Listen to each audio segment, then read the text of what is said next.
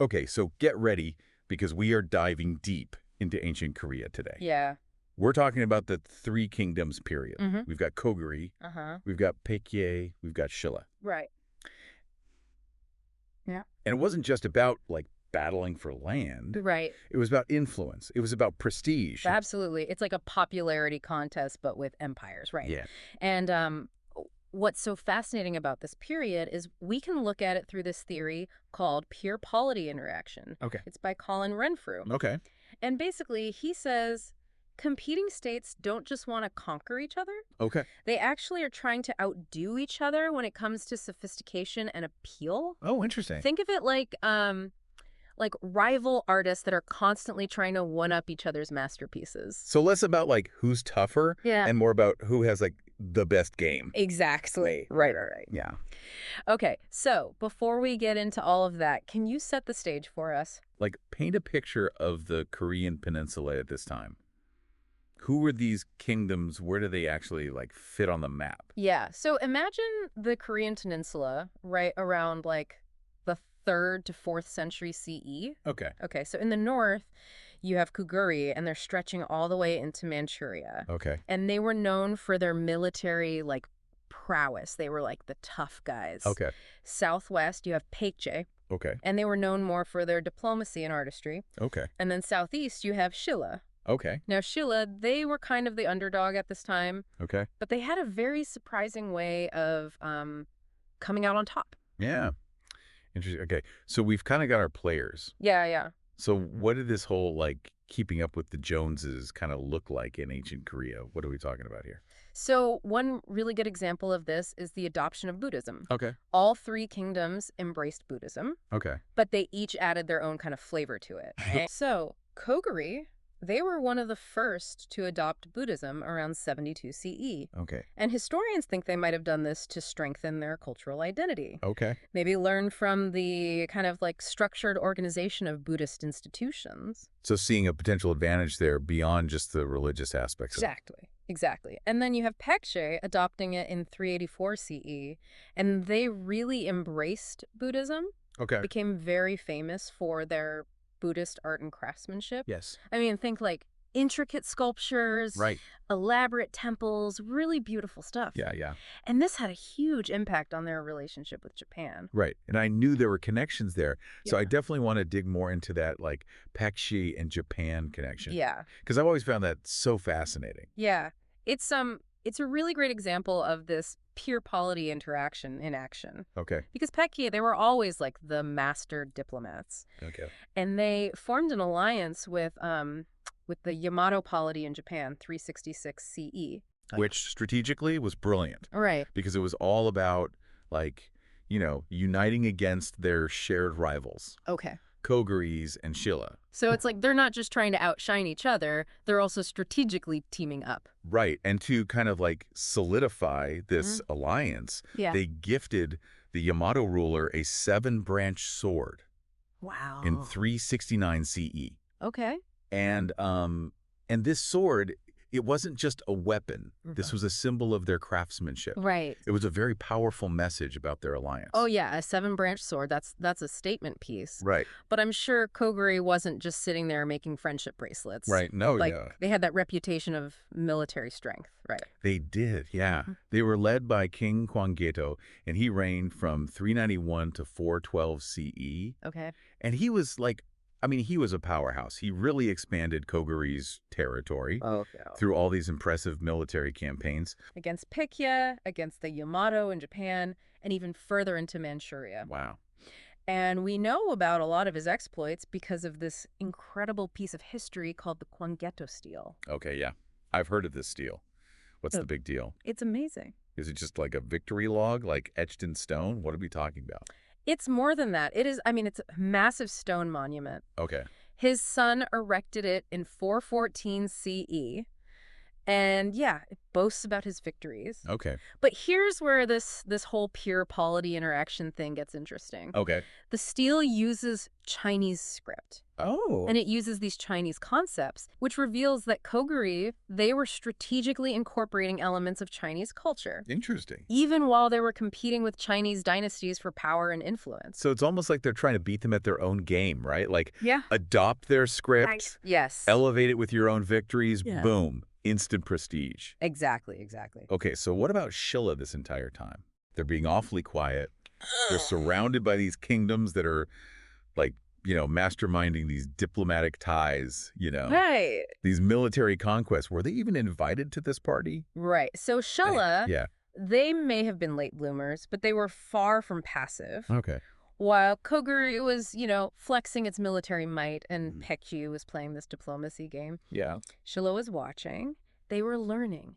And they were biding their time. Okay. They were about to make a move that would change the entire game. Okay, so they were, like, watching, learning. What was this big move? What did they do? So they realized they couldn't outmuscle Koguryo. Right. They couldn't outmaneuver, Paekche with their, diplomacy. Right. So they decided, we're going to change the game. Okay. And their solution was an alliance with Tang China. Whoa, okay, so they brought in a whole other empire to the mix. This is high-stakes diplomacy, right? Yeah. What made them think that was a good idea? Well, if you remember, Koguryo and Paekche had both been chipping away at Chinese power.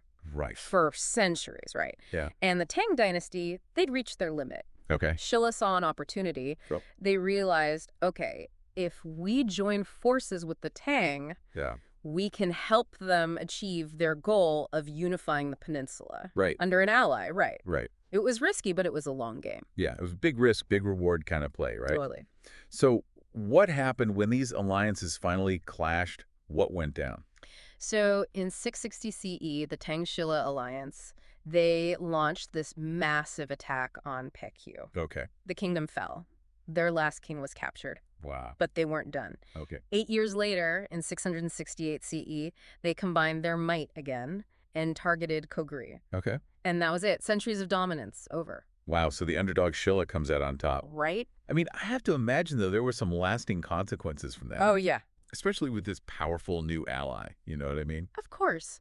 Shilla's victory, it came at a cost. Right. Their culture became heavily influenced by Tang China. Right. And they had to, they had to navigate this whole new dynamic with these really powerful allies. Yeah. It's like, be careful what you wish for sometimes. But you wonder if anyone really won in the end. Yeah. But before we get too philosophical, I want to go back to Paekche for a second. Okay. Because we were talking about, like, their cultural exchange with Japan and stuff. Uh-huh.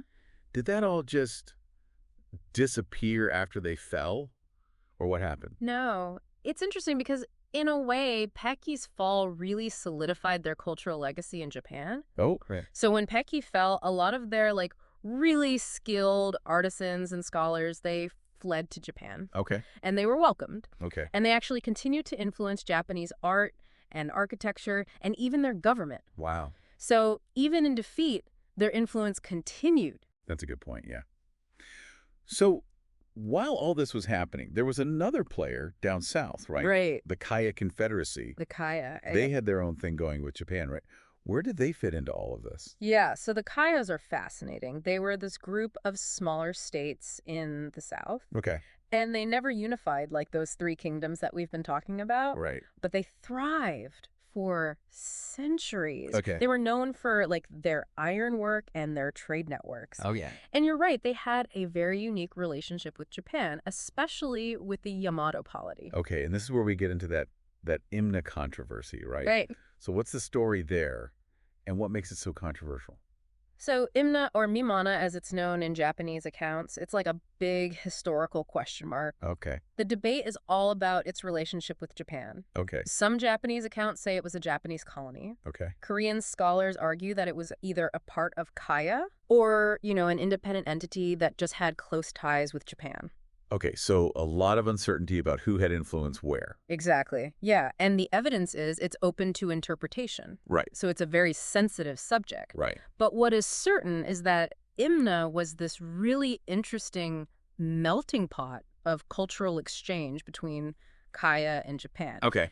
And there's still a lot that we don't know about it. Yeah, fascinating how these like historical mysteries can still spark debate today. Right. It really highlights how significant this entire period was, right? Right. With all the alliances, the rivalries, and the cultural exchanges. Absolutely. But what about the bigger picture? How did all of this peer polity interaction thing Yeah. actually end up shaping Korea? Right. What was the lasting impact? Well, that's the big question, isn't it? I mean, these weren't just isolated events. Right. This was about the foundation of a unified Korean identity. But before we get into all that, I think it's important to take a step back and think about how this theory, this peer polity interaction, actually played out. So we've talked about the armies and the alliances and the cultural exchanges, Right. all through this lens of peer polity interaction. Yeah. But what did it all mean for Korea? Right. Like, how did this whole competition shape what we see today? Well, it's like baking a cake. Okay. You've got your individual ingredients, right? The Yeah. kingdoms, their unique strengths. Right. But it's the mixing, it's the competition that really creates something new and, something delicious, in this case, like a distinct Korean identity. I like that. I like that analogy. Yeah, So it's less about like who came out on top militarily, right. and it's more about how that whole process blended together. Exactly. Yeah. Think about the development of their writing systems, their unique artistic styles, Right. even like the structures of their governments. It all points back to this interplay between the kingdoms. Okay. And, they might have been trying to outdo each other. Right. But what we got was this amazing cultural fusion. It's like this constant dance of like innovation and adaptation. Right. Pushing each other further, even though it started with this rivalry. Yeah, and it makes you wonder, right? I mean, does this peer polity interaction only apply to ancient history? Because it feels like something we still see today, don't you think? Yeah, totally. Think about how like modern nations compete today. I mean, it's not just weapons, Yeah. right? It's ideas, it's innovation.